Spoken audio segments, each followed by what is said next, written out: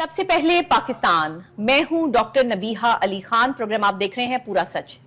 ناظرین، آج ایک ایسے المیہ پہ بات کرنے جا رہی ہوں جو میرا آپ کا صرف ہمارا مسئلہ نہیں ہے، پوری دنیا کا مسئلہ ہے، عوام کا مسئلہ ہے، معاشروں کا مسئلہ ہے، ینگ جنریشن کا مسئلہ ہے، اور وہ ہے ڈپریشن۔ ڈپریشن ہر شخص کے ساتھ جڑا ہے، وہ دنیا کے کسی علاقے میں رہتا ہو، کسی خطے میں رہتا ہو، کسی ملک میں رہتا ہو، کسی سرزمین پر رہتا ہو، وہ سیٹلائٹ پہ رہتا ہو یا کہیں بھی رہتا ہو۔ ڈپریشن ہر انسان کے ساتھ جڑا ہے۔ جب انسان پیدا ہوتا ہے تو ایموشنز اس کے ساتھ ہی ہوتی ہیں۔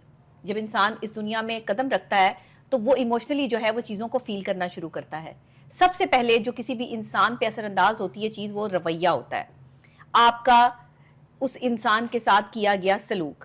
ماں باپ کا اچھا سلوک بچے کے چہرے پہ خوشی لاتا ہے، مسکراہٹ لاتا ہے۔ جب آپ اپنے بچے کو پیار سے دیکھتے ہیں تو وہ آپ کو اسمائل پاس کر کے ہی اس کا جواب دیتا ہے۔ جب آپ بچے کو غصے سے دیکھتے ہیں تو بچہ جو ہے وہ غصے سے ہی آپ کو اس کا جواب دیتا ہے، اور آپ کو جو ہے وہ ہنس کر نہیں دکھاتا۔ بہت کم بچے ایسے ہوتے ہیں جو اس کے اپوزٹ جو ہے آپ کو اپنا بیہیویئر شو کرتے ہیں۔ یعنی ہیومن سائیکالوجی اس چیز کو ایکسیپٹ کرتی ہے کہ آپ اپنا یہ ڈپریشن، اپنی خوشی، اپنا غم ساتھ لے کر آتے ہیں اس دنیا میں۔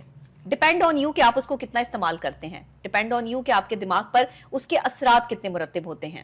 لیکن ڈپریشن تھوڑا ہو یا زیادہ ہو، یہ آپ کے دماغی خلیات کو سکیڑنے میں بہت اہم کردار ادا کرتا ہے۔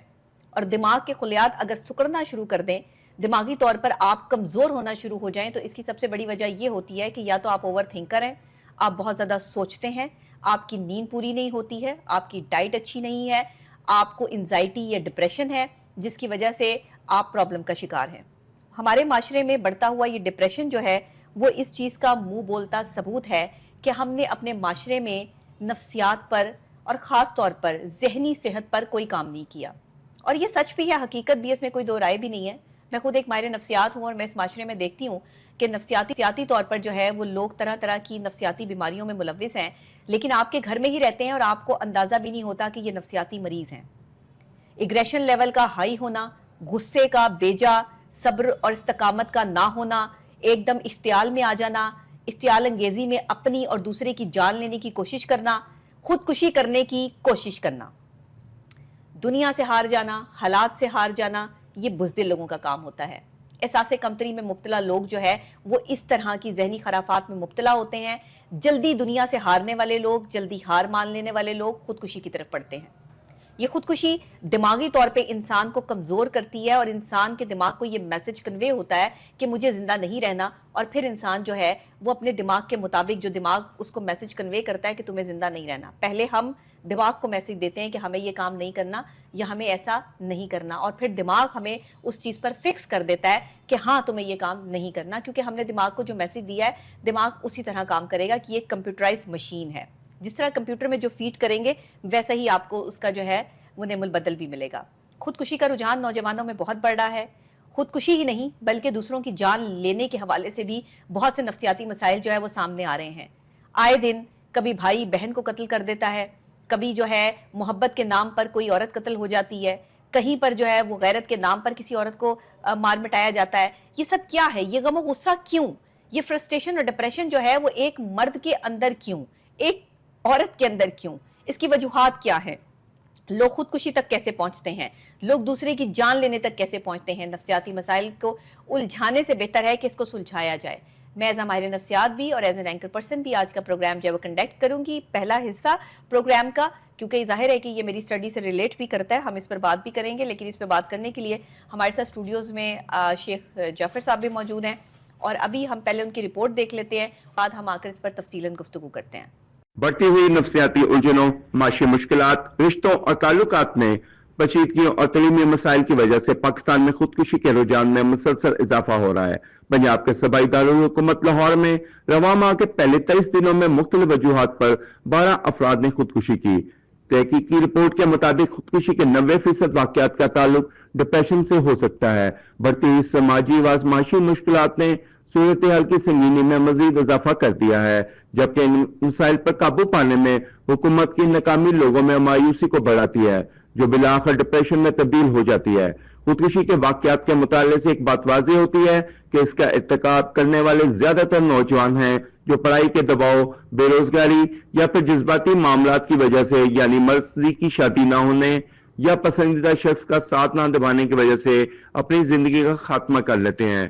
نوجوانوں میں خودکشی کے واقعات کی روک تھام کے لیے ہنگامی بنیادوں پر کام کرنے کی اشد ضرورت ہے اور نئی نسل کو مشکلات سے نمٹنے، ڈپریشن اور ذہنی تناؤ کو کم کرنے کے طریقے، تکلیف دہ تجربات سے باہر نکالنے اور معاشی و معاشرتی دباؤ کو کنٹرول کرنے کے گر سکھانا بہت ضروری ہے۔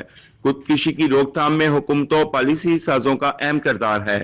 اس میں ذہنی صحت کو سپورٹ کرنے والی پالیسی بنانا اور نافذ کرنا، تحقیق کو فنڈ دینا اور خودکشی کی روک تھام کے بارے میں بیداری پیدا کرنے کے صحت عامہ کی مہمات کو نافذ کرنا شامل ہے۔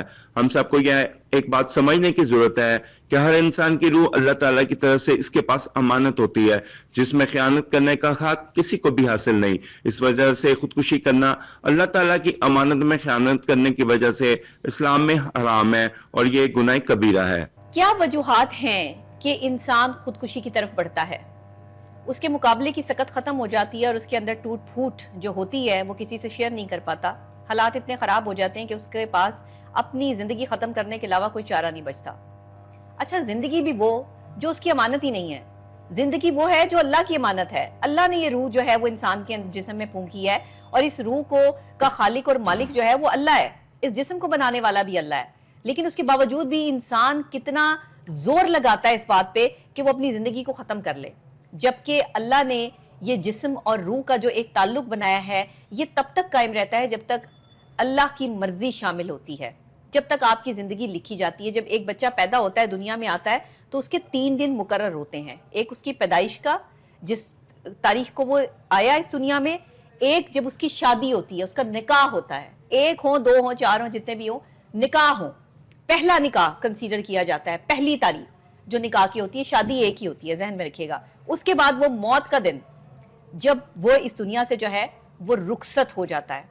یہ صورتحال ہم سمجھتے کیوں نہیں؟ اللہ کے کاموں میں مداخلت ہم کیوں کرتے ہیں؟ ڈپریشن کیا ہے؟ سٹریس کیا ہے؟